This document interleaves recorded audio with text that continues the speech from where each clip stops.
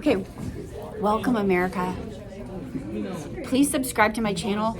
I went from 184 subscribers to 207 this morning because I walked around to all the classrooms and did a plug for my channel.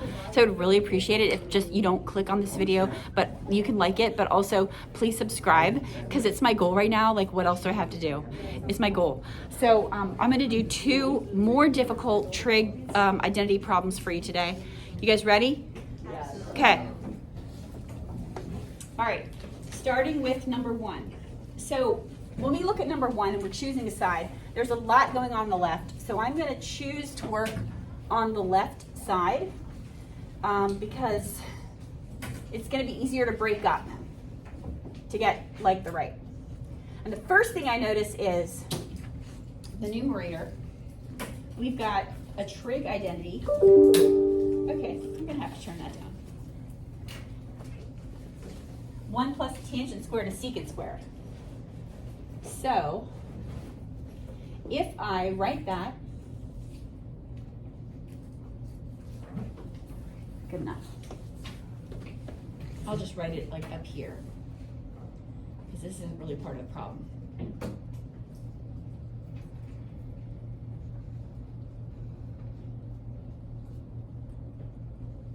Okay, and then I subtract 1 from both sides.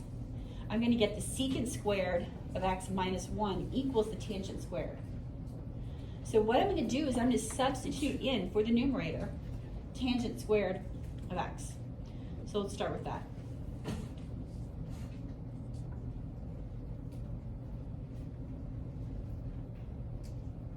Feel free to talk. America likes it when you talk.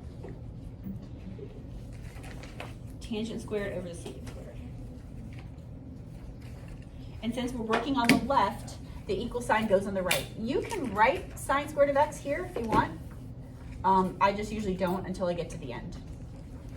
So, okay.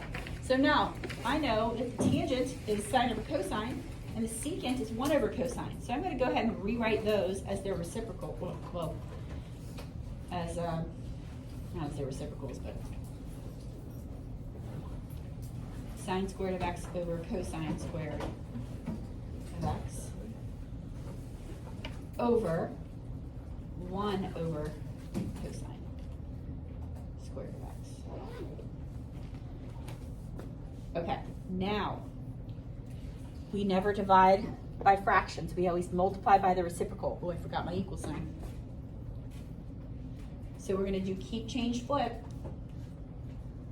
And when I do that, and I multiply by cosine squared over 1, the cosine squareds are going to cancel, and I'll just have sine squared left, which is the same as the right side. Now I've run out of room, so I'm going to put an arrow and continue somewhere else working down.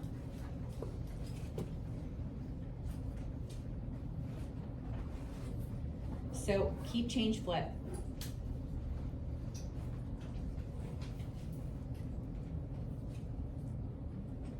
Change, we kept, change, division to multiplication, flip.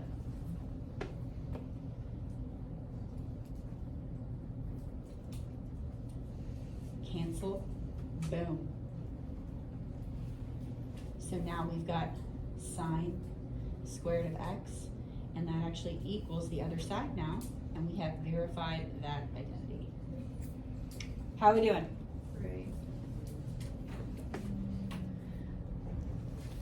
America, subscribe to my channel. All right, can I erase that so I have plenty of space for the second one? Anyone still writing? Okay, no phone should be out unless you're subscribing to my channel, then you can have your phone out. All right, second one. So the second one, there's a lot going on both sides. So I'm going to decide to choose the left side. I'm just going to go with it. And a lot of times when you do these problems, America, you're going to try something and it's not going to work, or you're going to get stuck, or you're going to go somewhere and you'd be like, why is this not going where I want it to go? So then just erase it and just try something else and start over. I'm gonna start with, just try to rewrite tangent as sine over cosine. And I don't know if it's gonna work. And then I'm gonna rewrite tangent in the denominator also as 1 plus sine of x over cosine of x. Now, this is kind of tricky. We have a fraction here and a fraction here with a denominator of a cosine. Wouldn't it be great if I could get rid of that denominator of a cosine? Bless you. Yeah. So I'm going to multiply through both the numerator and the denominator by cosine over cosine, because that's a special one. And as long as we're multiplying by 1 or something equivalent to 1, then it's allowed. So I'm going to do that a different color. So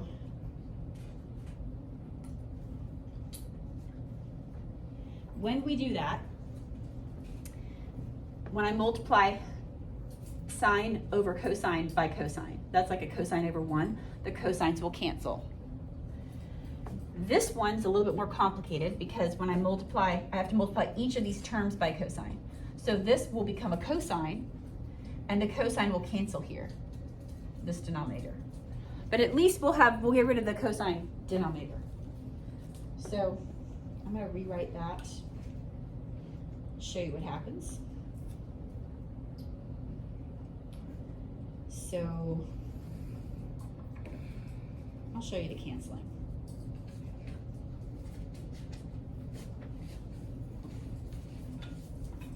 Okay, let me white out this next problem. I know, there's like no room to write. So no room. I need to fix that.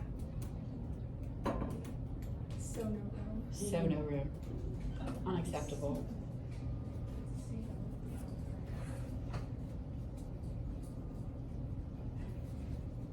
You should write the steps in different colors. Good idea. You know what I mean? Mm-hmm.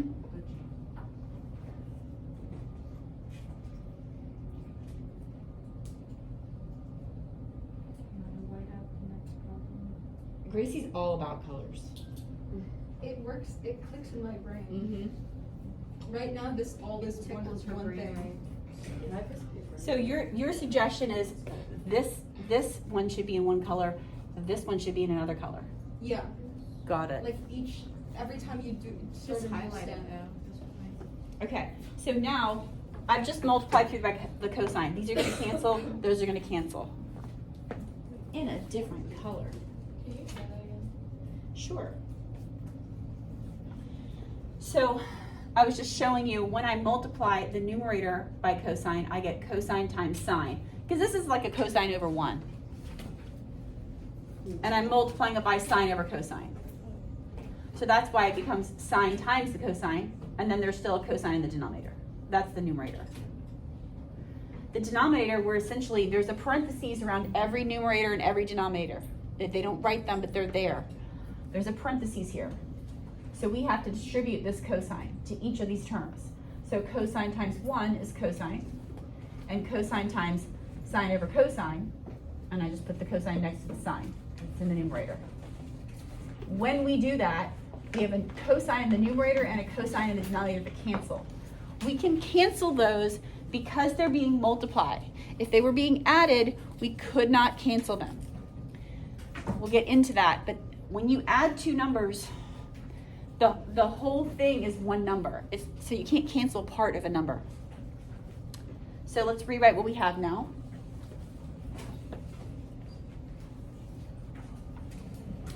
So now I've got sine of x over sine plus cosine. And I wrote it sine plus cosine instead of cosine plus sine because look at the other side. It's exactly the same now. So now we can write that it equals the other side.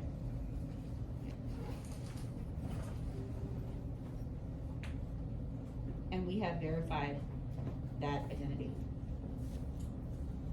How are we doing?